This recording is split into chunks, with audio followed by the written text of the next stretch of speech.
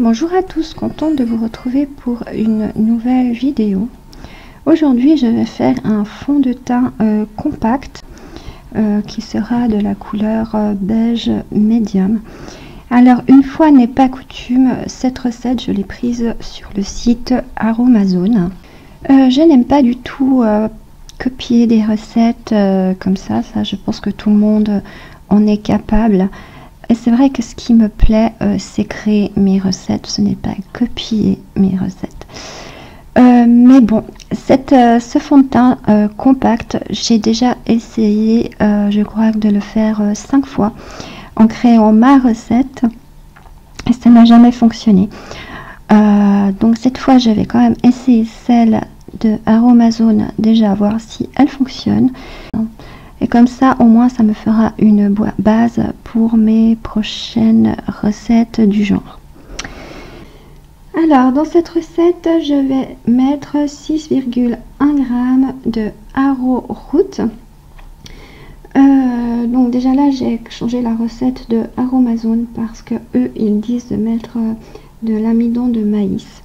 Mais vu que j'ai l'arrowroot, c'est absolument pareil que l'amidon de maïs, donc c'est-à-dire la maïzena. J'ai mis mon arrowroot comme ça, je l'utilise aussi. Alors voilà, 6,1 g. Ensuite, je rajoute 4 g d'oxyde de zinc. Donc lui, il est antiseptique et pacifiant, donc c'est plutôt pour le côté pacifiant que je l'ai mis. À la place de mettre de l'empâtage blanc, on met de l'oxyde de zinc pour pouvoir donner notre couleur. Ensuite, je mets 0,3 g d'oxyde jaune. Je rajoute 0,01 g d'oxyde noir. Donc j'ai compté, ça fait une cuillère drop d'oxyde noir.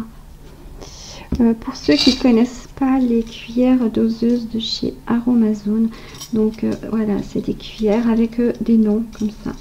Et une cuillère drop, ça fait la toute petite cuillère comme ça. Et l'oxyde jaune, pour ceux qui préfèrent faire avec les cuillères, ça fait une cuillère TAD. Donc les 3 g d'oxyde jaune. Voilà. Ensuite, je vais rajouter 4 g de coco silicone. Donc lui, il est émollient.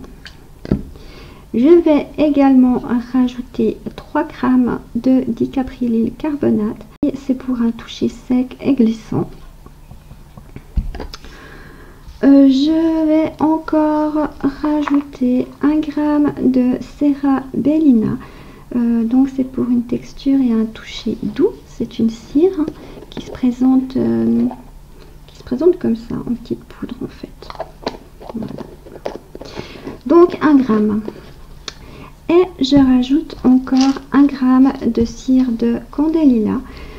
Donc pareil, elle c'est une cire qui a une exception naturelle et elle se présente un peu comme la cire d'abeille en petites rondelles comme ça. Voilà. Et je vais encore rajouter une cuillère TAD de mica cuivre, c'est-à-dire 0,4 g, et 7 gouttes de fragrance. Là, j'ai choisi la fragrance violette de chez Aromazone parce que c'est une fragrance très discrète. Et voilà, donc je pense que pour cette recette, ça ira très très bien. Nous allons verser le fond de teint dans ce petit gobelet et le coller là-dedans. Voilà, nous pouvons donc passer à la recette. Alors, j'ai déjà calculé mes quantités. Donc, dans mon mortier, j'ai mis 6,1 g d'amidon de maïs ou enfin d'arrowroot, comme vous voulez. 4 g d'oxyde de zinc, 3 g d'oxyde jaune, 0,01 g d'oxyde noir. Et voilà pour le mortier.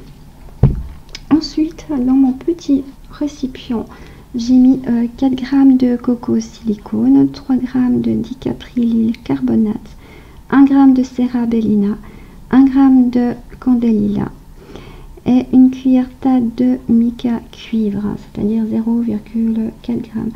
Tout d'abord, je reprends mon mortier avec mes poudres à l'intérieur. Je vais commencer à les mélanger avec un fouet comme ça. Et quand j'obtiens une pâte plus ou moins homogène comme ça, je prends le pilon et je vais commencer à tourner et appuyer sur ma poudre comme ça, donc écraser et tourner jusqu'à qu'on n'ait plus. Là j'ai encore des petits bouts blancs de poudre, comme du petit sable en fait, et il faut qu'on n'ait plus rien du tout, que ce soit vraiment un mélange homogène. Donc comme ça on continue un bon moment. Je vous retrouve pour continuer la suite dès que ma poudre est homogène. Ma poudre est plus ou moins homogène. Je vais donc la verser dans mon récipient avec mes autres produits. Je mélange un petit peu et je mets tout ça à fondre au bain-marie. Et je vous retrouve dès que c'est fondu. Donc tout est fondu. Ça fait une espèce de mousse jaune autour. Je ne sais pas si c'est normal ou pas. Pourtant, j'ai pas arrêté de mélanger durant tout le temps où c'était en train de fondre. Peut-être que ça va s'estomper en séchant, je sais pas du tout. On verra bien.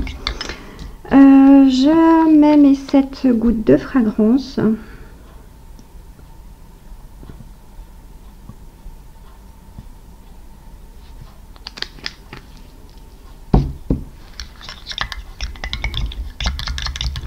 Je remélange.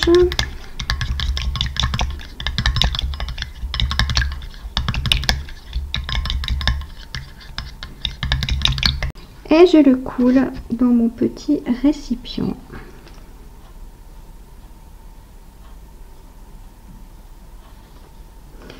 Il y en a un tout petit peu trop.